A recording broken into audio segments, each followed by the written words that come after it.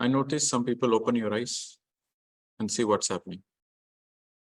Until the meditation is over, you should not open your eyes, come what may. That basic discipline you should have. And you should not remove your finger lock. Until the end of meditation, you should not remove your finger lock. You can move around. If you're feeling discomfort, you can move around, you can stretch your leg. You can even move your hands, but don't remove the finger lock. That is very important. If you remove the finger locks, then you lose energy. If you open your eyes in the middle of meditation, then whatever the energy you got so far will be wasted. 80% of the energy is conserved when you close your eyes. So during meditation, when you suddenly open your eyes, you lose a lot of energy. And the third mistake people do is, after you come out of the meditation, you should gently unclasp your fingers because there's a lot of energy which gets stored in the fingertips. So that's a very precious energy. You should not waste it. So gently unclasp and keep your fingers on your eyes for minimum 10 seconds. If people are rubbing your hands like anything, and you're not placing your fingers on your eyes, that is incorrect. No rubbing of the hands, simply unclasp and keep it on your eyes for 10 seconds. So these are some of the important things. And also before you sit for meditation, people who wear specs, you remove the specs. There's two reasons why you should not wear specs. Number one, when you're closing your eyes, you don't need specs. Number two, to place your fingers on your eyes, the specs will be a disturbance. So before you meditate, always remove the specs. For the people who are using specs, remove the specs, keep it aside, and then sit for meditation. And why we need to drink a little bit of water before meditation? Always before meditation, you drink a sip of water. When you drink 1 or 2 sips of water, your throat is not dry. Because during meditation, you get a lot of energy, cosmic energy. And the energy passes through all your energy system. The energy passes through all your chakra system. So you might feel your throat a little bit dry or itchy during meditation because of the cosmic energy.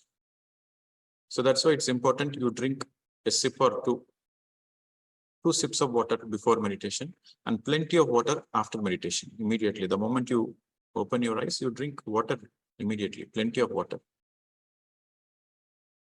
Again, during meditation, you get a lot of cosmic energy. So when you drink a lot of water, it is soothing to your throat and also you feel grounded within your body.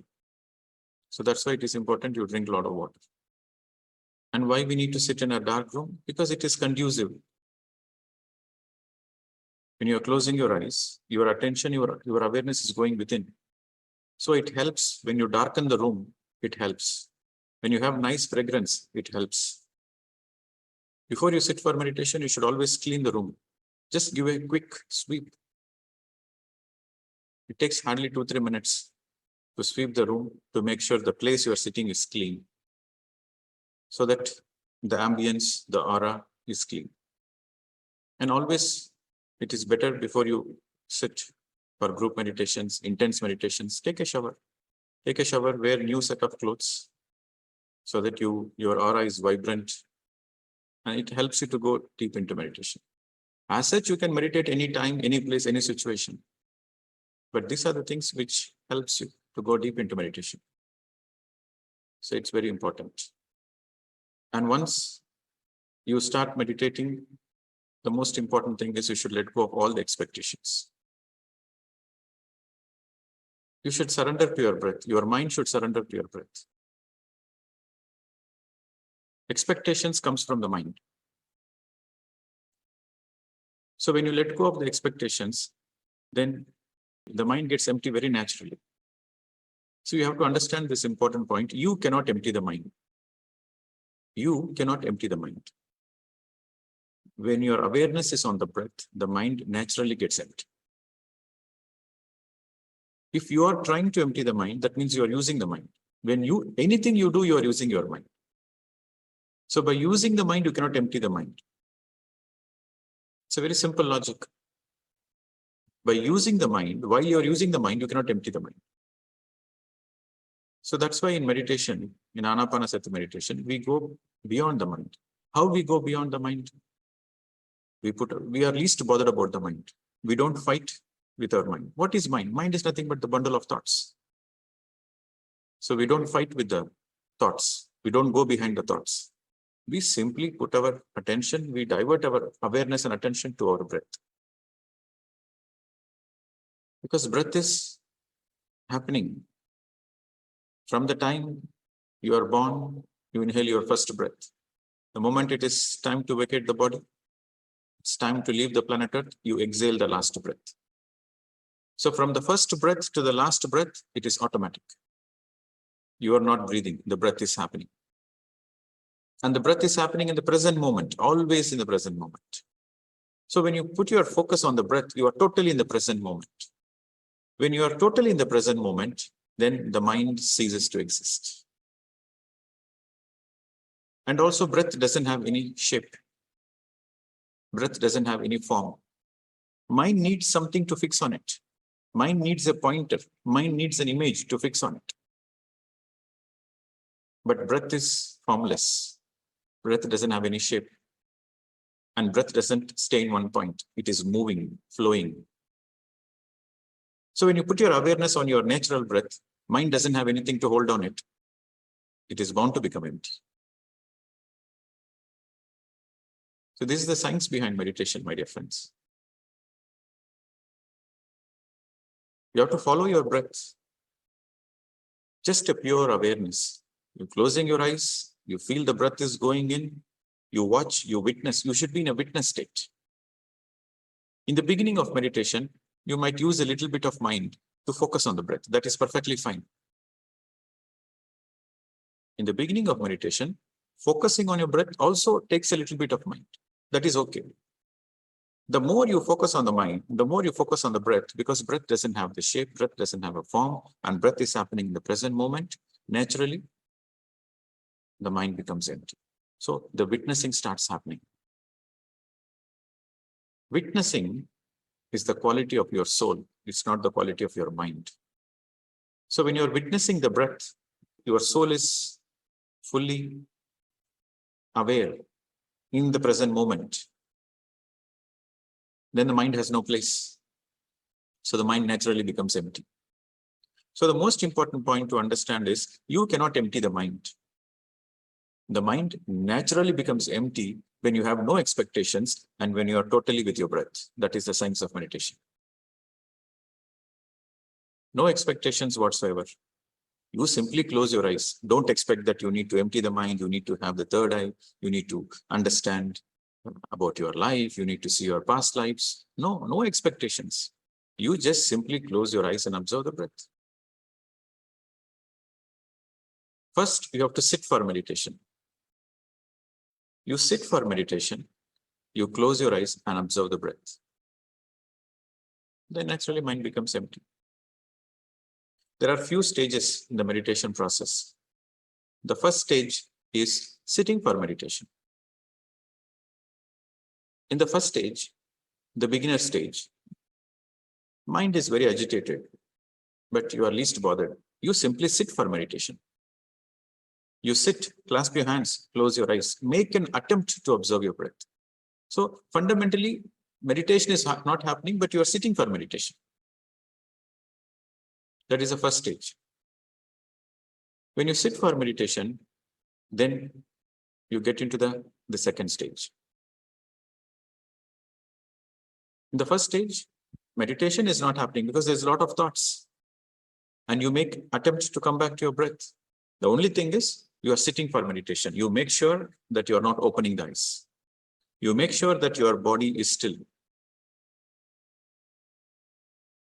You make sure your body is still. You make sure you don't open your eyes. That means you are sitting for meditation.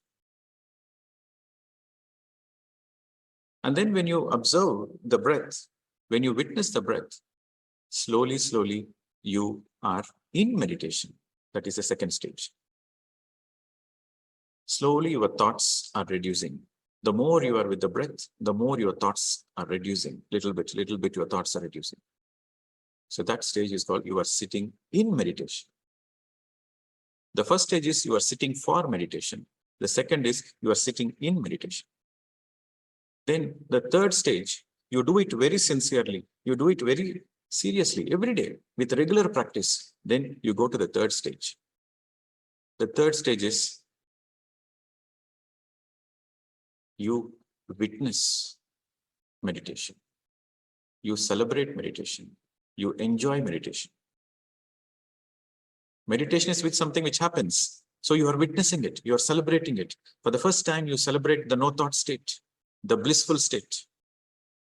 For the first time, you experience no thoughts, no breath, complete stillness. This is called yogic state. Some people describe it as samadhi state also. So the third stage is you are witnessing meditation. You are celebrating meditation. You are enjoying meditation. First stage is difficult. You need to put in a lot of effort to sit. You need to motivate yourself to sit. First stage. Second stage, you would have experienced a little bit of stillness. The second stage helps you to relax a lot. The second stage helps you to calm your mind. The second stage helps you to get energized. The third stage is a stage of celebration. Even if somebody gives you $1 million, you're not willing to give up on meditation because you have experienced the bliss. Nothing matters for you. That is the ultimate. Because you are experiencing your own soul consciousness. For the first time, you are experiencing the beauty of your own self. You experience the fragrance of your own soul. That is a third stage in meditation, which happens very naturally. Again, there is nothing for you to do. The only thing you do is the first stage. The first stage is you sit for meditation. That's all you have to do. Don't open your eyes, no expectations. Sit still and surrender to your breath. That is the first. And naturally, you graduate to the second stage, where you are in meditation. Then you naturally graduate to the third stage. You celebrate meditation. You enjoy meditation. And that is when you will realize that you are an eternal being. You are not the body, you are not the mind. You are nothing, you are pure consciousness. There is no death for you. You are an eternal being. You are a multidimensional being. These are the things you will very naturally realize. It is nothing to understand. There is nothing to understand. Because the soul knows the truth already. There is something to realize that in the third stage, you realize that you are already a God. So that is self-realization. So the third stage is a realization stage. You don't use your mind. You don't use your intellect. You don't make any attempt to understand. Just the realization happens. The awakening happens. Without making any effort. That is called self-realization. And this happens very naturally. Without you going to any guru, without you following anything, it happens very naturally. That is the beauty of it. Truth is very simple. It is the people who complicate it. It's the stupid mind which complicates the truth. Truth is very simple. You sit for meditation. What is the truth? You sit for meditation, close your eyes and observe the breath. That's all. Automatically everything will happen. You be sincere. You be regular. You be serious with your own self. Then everything is an automatic process. So, let us discuss today about the power of intent. Sankalpa Shakti. Power of intent. Write down. It is very important to understand this. Because if you want to be a great yogi, if you want to be a great meditator, you need to have a lot of willpower. Intent, your intent should be pure. Your intent should be strong. Sankalpa. Sankalpa means intent. Sankalpa Shakti. Before you can have Sankalpa Shakti, you need to have Sankalpa Shuddhi. Sankalpa Shuddhi means purity. Shuddhi means purity. Your intent should be pure. What is Sankalpa Shuddhi? Pure intent. Pure intent simply means there is no wavering of thoughts. There is no wavering of thoughts. There is no one step forward, two steps backward. Whatever you want in life, you should not be in a wavering mind. If you are having a wavering mind, then there is no Sankalpa Shuddhi. For example, you will say that from today onwards, I'm going to meditate every day. And immediately you will say, tomorrow I have a family function. Day after tomorrow, I need to go out. There is a weekend. I don't know if I will be able to do it. So immediately you negate yourself. So then there is no Sankalpa Shuddhi. There should be no one step forward, two steps backwards. There should be no wavering. Shall I go this way? Shall I go that way? You fix on one thing. Before you decide, you have to think 10 times. And the moment you decide, you fix on it. Come what may, do or die, I'm going to move forward. No backwards. I'm always going to move forward. Even if death comes, I will move forward. I'm willing to die in the process, but I will never back off. If you have that attitude, if you have do or die attitude, that means you have Sankalpa Shuddhi. You underline this. Unless you have a do or die attitude, there is no purity in your intent. Meditation is not a joke. Enlightenment is not a joke. You need to have a lot of willpower. You need to have clear goals. Without clarity in your goals, you cannot move forward. So, the first and the foremost, you should have this do or die attitude.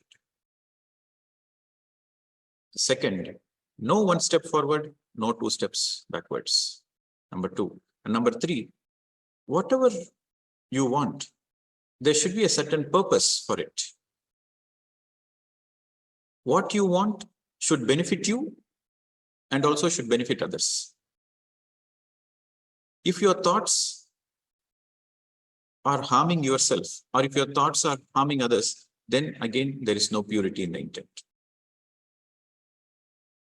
So the purity in the intent should be your thoughts should help yourself primarily. And also your thoughts should also serve others. Then your thoughts have a lot of power. Shuddhi is there, purity is there. So when you have this Sankalpa Shuddhi, when you have this pure intent, then naturally Sankalpa Shakti follows. Then you will have energy to your intent.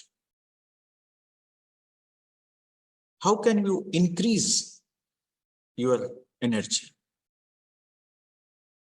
How can you increase the power of your intent? How can you amplify the power of intent? Number one, with the practice of Mauna. The more you practice Mauna, the more you will have a strong willpower, more energy you will have. You can experiment. One day you experiment being in Mauna, you see how much energetic you are on that particular day. So with the practice of silence, Mauna, when I say silence, that doesn't mean that your lips are locked and you are thinking unnecessarily. No. Mauna means silence plus mindfulness. Silence plus mindfulness is called Mauna. Mauna in Sanskrit simply means deep silence. Deep silence. You are not superficially silent, you are deeply silent. That is Mauna. So when you practice mindfulness and when you shut your mouth and shut the unnecessary thoughts, you focus on the present moment, then you go into a deep silent state. So the more you practice Mauna, the more you will have Sankalpa Shakti. Point number one. With the practice of Mauna, you will have more Sankalpa Shakti. Number two, with the practice of regular meditation, you will have more Sankalpa Shakti. And you should have Vak Shuddhi. Your Vak Kshetram should be pure. The words you speak, the words you utter should always be positive and miraculous words. You should never speak any negative word. The moment you speak any negative word, your Sankalpa Shakti decreases, reduces. When you open your mouth, you should always speak positively, miraculously. No gossip. No gossip, no speaking unnecessarily, and no speaking negatively. No complaints, nothing. Your words should be pure. This is Vak Shuddhi. Your words should be pure. Your words should be like pearls. Speaking positive words, miraculous words. Speaking to the point, straight to the point. No beating around the bush. Speaking straight to the point. And no gossip. So when you have this Vak Shuddhi, then your Sankalpa Shakti also increases. You experiment it. So once again, before Sankalpa Shakti, you should have Sankalpa Shuddhi. Sankalpa Shuddhi means no wavering of thoughts. No one step forward, no one step backward. No one step forward, no two steps backwards. And you should have a do or die attitude. And when you have this, naturally, you get Sankalpa Shakti. To amplify this Shakti, to amplify this power, regular practice of Mauna, regular practice of meditation, and regular practice. You should practice every day how you open your mouth, how you use your words. That should be an everyday affair. Every day, you should be careful what kind of words are coming out of your mouth. That comes with the practice of mindfulness. So mindfulness becomes very essential. So the underlying factor is, along with meditation, mindfulness, silence, and Vak Shuddhi. And fifth point, final point is, when you read spiritual books, then your Sankalpa Shakti increases. Every spiritual book you read, it inspires you, it motivates you. It motivates you to not to step backwards. It motivates you to go forward, come what may. And it helps you to have a very clear intent. Reading right spiritual books always helps you to have very clear intent. Crystal clear clarity that you are in the right direction. And it helps you to motivate. Self-motivation happens. So when you read spiritual books every day, your Sankalpa Shakti increases. When you practice Mauna, your Sankalpa Shakti increases. When you have Vak Shuddhi, then your Sankalpa Shakti increases. Mindfulness becomes an essential factor. So with this Sankalpa Shakti, you know what happens? You will get whatever you want in life. Whatever you want, you become an eligible candidate to get it. You want enlightenment, you become an eligible candidate. You want success in life, you become eligible candidate. You want materialistic comfort, still you get eligible candidate. You become eligible candidate because you have this Shakti with you, you have this power, you have this energy. So this is the fundamental science, basic science. One has to understand. There are few terminologies I would like to introduce. You write down. The first one is Jnani. Jnani. A person who knows about himself is called a Jnani. Jnani. A person who knows that he is a soul, a person who knows that he is not the body, he is not the mind, he is not the atoms and molecules, he is pure consciousness. A person who realizes that fact practically, he has a practical experience. Through his own meditation, he has his own practical experience that he is an eternal being, that is pure consciousness. He is not the atoms and molecules, he is not the body, he is not the mind, and he is not even his intellect. He is pure consciousness. A person who realizes this fact through his own meditation practice is called a jnana. And a person who doesn't know about this, a person who doesn't have this practical experience about the soul, he is called ajnani. An ajnani will say, I don't know. He says, I don't know anything. I don't have the experience. Theoretically, I know, but practically, I don't have the experience. So I cannot say, I'm not sure. I don't know. So that person is called ajnani. Ajnani about himself. And there is nothing wrong about it. Every jnani is an ajnani once upon a time. So, but he's at least humble enough to accept that I don't know. And the moment you accept that I don't know, you make efforts to know. Then you become an eligible candidate to become a jnani. But a person who is not open-minded,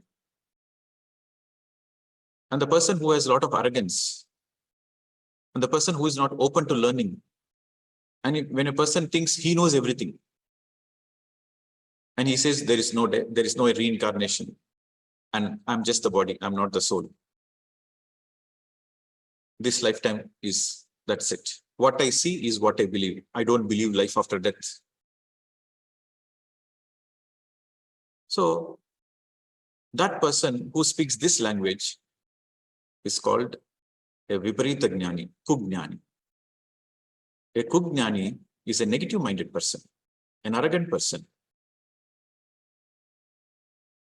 He doesn't believe in God. He doesn't believe in life. He doesn't believe in life beyond life. So he's a kujnani, closed-minded person. And then from a kujnani, in the beginning stages of the soul evolution, everybody is a kujnani. And then they graduate to ajnani. They say there are many things. They say God exists, but I haven't seen God. I don't know. He will simply say, I don't know. And he's ready, he's open to learn. He has an open-mindedness, little bit open-minded. So he's called an ajnani, but his effort is to gain knowledge. Jnana means knowledge. Knowledge about yourself. So when you do meditation, you realize yourself. So you become a jnani. With more and more meditation, a person, a jnani, graduates to a prajnani. Prajnani is a person who not only understands that he is a soul and he is an eternal being, he understands that everybody is a soul. He sees himself in everybody. He gets into oneness consciousness.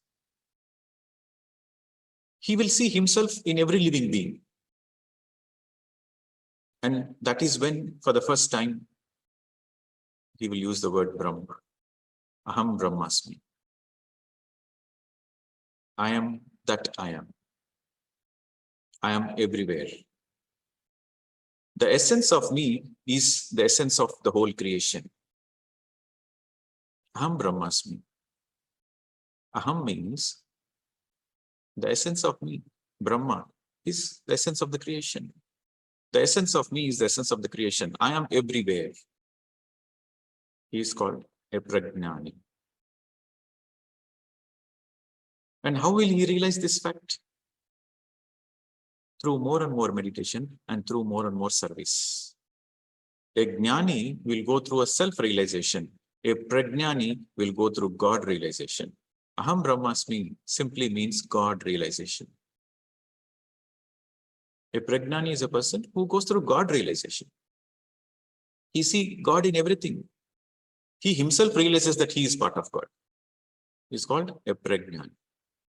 Then a little more evolved, the highest is called Vijnani. Vijnani. A Vijnani is a person who is self-realized and also God-realized, but he wants to teach his own enlightenment to everybody on the planet Earth. He is a realized person. He himself is a realized person. He is already into oneness consciousness, but he cannot see his fellow human beings suffering in darkness. He wants to help everybody get the same enlightenment. So he becomes a teacher of meditation and spiritual science, and he will speak the truth of the highest order. A person who speaks the truth of the highest order, a person who makes sure there is no dependency.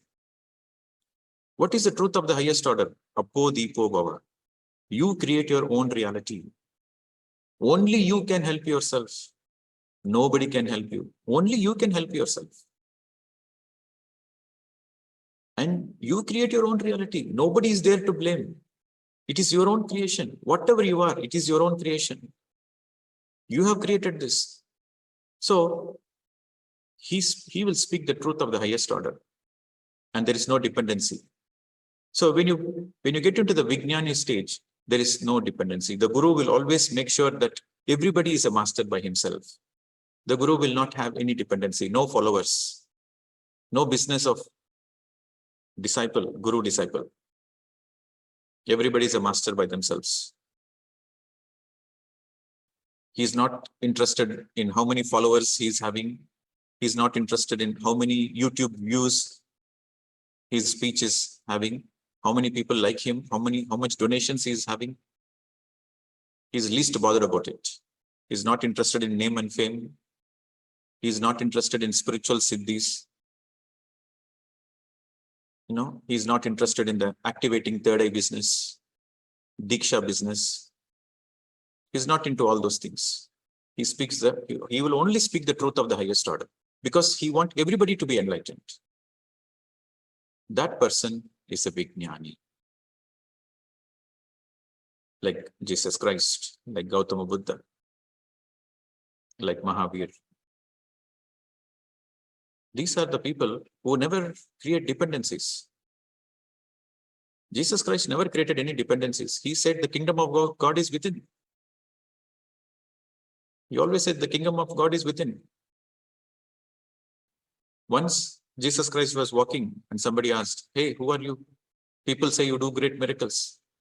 He replied, "I'm the son of..." Three statements he said. The first, he said, "I'm the son of God." The second, he said, "You and me are the same." The third, he said, "You can do far greater things than me." The truth of the highest order. The truth is, everybody is great. Nobody is less, nobody is more. And we're all specks of the same God consciousness. We're all the children of God. Everybody is a child of God. That is the truth of the highest order. And then he spoke the great truth. Unless you become a childlike, you cannot enter the kingdom of God. What is becoming a childlike? A child is pure, innocent. The child is always in the present moment. The child doesn't carry any baggage of the past and the future. The child doesn't think about the past. The child doesn't think about the future. The child is fully alive in the present moment. So when you empty the mind, you are totally in the present moment. So that's what he said. Instead of using the word meditation, he used this word. Unless you become a childlike, you cannot enter the kingdom of God. And he said the kingdom of God is within. Go within. God is not outside. Go within. And then he said, "Seek ye the kingdom of God and his righteousness. All else will be added unto it." He didn't say, "I will help you." He said, "Seek the kingdom of God and his righteousness." Righteousness means dharma, duty, soul duty. What is right? What is wrong? Be in that righteousness. Seek the kingdom of God and then follow his righteousness. Seek his righteousness. Whatever you want, you will get it. He didn't say, "I will give it." He didn't say, "I'm the messenger to give you." He said, "You get it directly provided, you seek the kingdom of God. And Gautama Buddha, the final words of Gautama Buddha before he vacated the body, the last words he said is Apo Dipo Bhava. Apo means only you. Dipo means light your inner lamp. Only you can light your inner lamp. Only you can help yourself. Nobody can help. That is the final truth Gautama Buddha spoke. So these are the words, the truth of the highest order. A Vijnani will speak. A Jnani will have a different language. A Prajnani will have a different language. A Vijnani will have the truth of the highest order. People who is Ajnani should learn from a Jnani. People who are already a Jnani, they should learn from Prajnani. And people who are Prajnani, they should look up to Vijnanis. Or you can directly learn from Vijnani if you are a smart person. So, our focus is to be a Vijnani. Our goal is to be a Vijnani. There is limitation. When you are a Jnani, there is a limitation. When you are a Prajnani also, there is a limitation. When you are a Vijnani, then you become an infinite being. There is no limitations. You become an infinite being. In the Prajnani, you realize that you are God. In the Vijnani, you are in action. Prajnani is a theoretical realization of God. Vijnani is practical. You get into service. You get into spiritual service. The more you do spiritual service, the more you are eligible to become a Vijnani. Spiritual service means teaching of meditation, teaching of spiritual science. There is a statement. Teaching is the best way of learning. The more you teach, the more you learn. You fine-tune yourself. What you teach is what you need to learn the most. And when you are teaching, you are perfecting yourself. So when you become a teacher of spiritual science, that becomes the final lifetimes. You teach spiritual science to everybody on the planet Earth. Then you are a Vijnani. Then it is an eternal journey. It is like there is no limitation for that. You are an infinite being. There is no limitation for the learning process. A Vijnani will realize that he doesn't know anything. It is a paradox. He knows everything, but he also knows that he doesn't know anything. That is a paradoxical thing. He will understand. Only a Vijnani will understand aspect of the truth is paradoxical. The aspect of the truth is paradox. Paradox is the aspect of the truth. While he is completely empty, he is completely full. While he is completely full, he is also completely empty. He sees himself in fullness, he sees himself in emptiness. Sunya, emptiness means sunya. When you get into the Vijnani stage, then you will understand everything is sunya. There are two terms, Jiva, Brahma. Jiva means individualized soul. Brahma means whole creation, Paramatma. Atma, Jivatma, Paramatma. So the people who are not yet into the spiritual science, into meditation, they will say, Jiva is truth, Brahma is illusion. Then after coming into meditation, after realizing, after getting enlightenment, they will say, Jiva is illusion, Brahma is Satya, truth. Then the final stages of ultimate enlightenment, they will say, Jiva is also Sunya. Jiva means individual self. This is also emptiness, and Brahma is also Sunya. Everything is Sunya. In that emptiness has everything. They will realize that. Everything is emptiness. So you will understand this practically. Theoretically, you might not understand, but you will understand it practically when you get to that state. So how do you get to that state? With the sincere practice of meditation, with the practice of mauna, with the practice of mindfulness, when you read spiritual books every day, and when you do service. Naturally, you will get to that state, my dear friends. Paradox. How beautiful the paradox is. There is death. The physical body goes through the death, but there is no death. The soul has no death. When somebody vacates the body, they are no more. So that means there is death. There is no more. There is death. Physically, there is death. But on a soul level, there is no death. This is paradoxical. Paradoxical simply means two opposite situations simultaneously existing. Two opposite situations is true simultaneously. That is paradox. If somebody vacates the body, in your family members or friends, somebody vacates the body, they are no more. They are no more in physicality. They are no more to be seen. You can see only their dead body. So they are dead. But at the same time, there is no death. There is no death because the soul is eternal. Both exist simultaneously. There is death and there is no death. And when you see yourself in the mirror, this is a beautiful example. When you see yourself in a mirror, who you see? When you see yourself in the mirror, who you see? Do you see yourself? No, you don't see yourself. You will see your image. When you see yourself in the mirror, you see your image. But that image is you. This is paradoxical. You see yourself in the mirror, but you are not there in the mirror. Paradox. When you understand life is full of paradoxes, then you are a big jnani. Then you become a person to have the highest celebration, where all situations are simultaneously true. Then you see the beauty of the whole creation. You celebrate life. So, my dear friends, the most important factor in this path of enlightenment, the most important factor is to have the attitude of do or die. That is the most important factor, underlying. No wavering of mind. Some people, they say that I want to do meditation. I know the value of meditation. I get the benefit of meditation also, but I'm not able to do every day. So that means they're eligible for the jnani stage.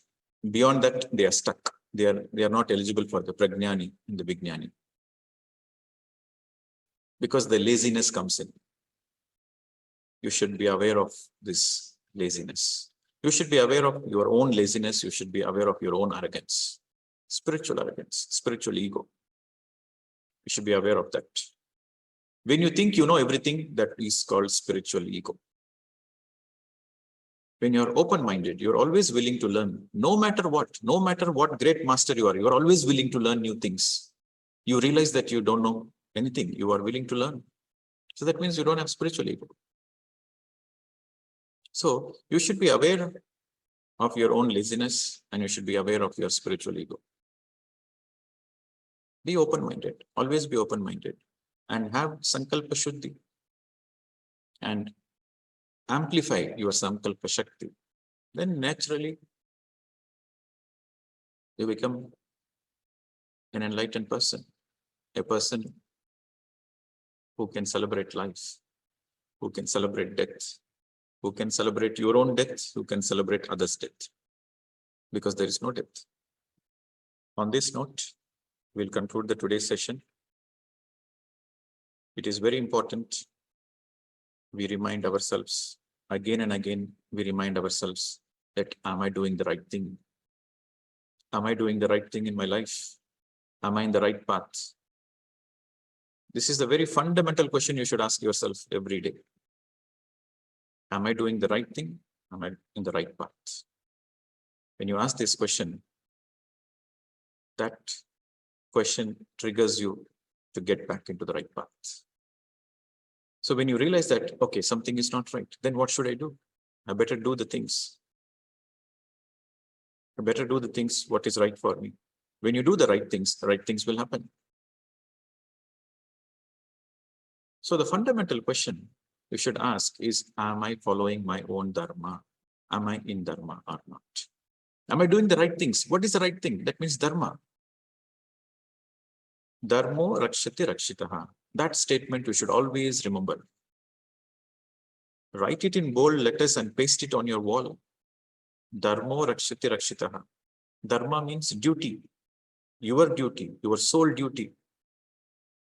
When you do your sole duty, when you protect your duty, that very duty which is protected by you will save you, will protect you. That very dharma will protect you from darkness. That dharma will protect you from all ignorance, darkness. And that dharma will protect you. That means when you follow your dharma, the dharma will take you from ignorance, darkness to light.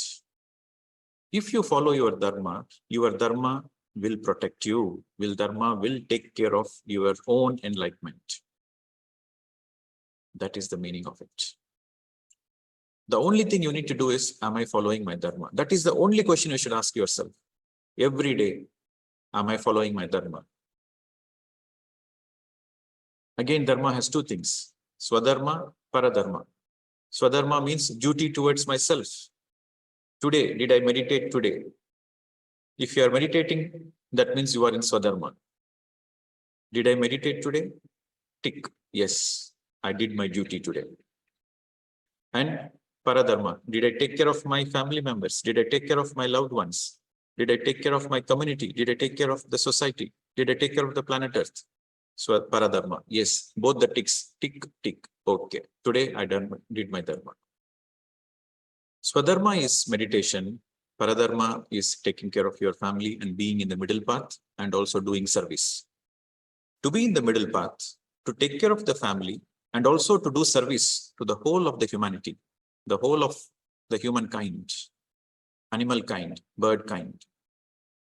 You are always in the service mode. You do meditation, that is Swadharma. You take care of your family. You be in the middle path. Take care of the family, be in the middle path. And also take care of the whole of the humanity. Be in the service mode. That is Paradharma. So when you follow your Swadharma and Paradharma, that Dharma will protect you. That Dharma will help you to get enlightened. Very simple. Truth is very, very simple. Dharmo rakshati rakshita. That's all. Finished. If you understand this one statement, then you are enlightened. Okay, friends. On this note, we'll conclude this session. Thank you very much. Namaste to all.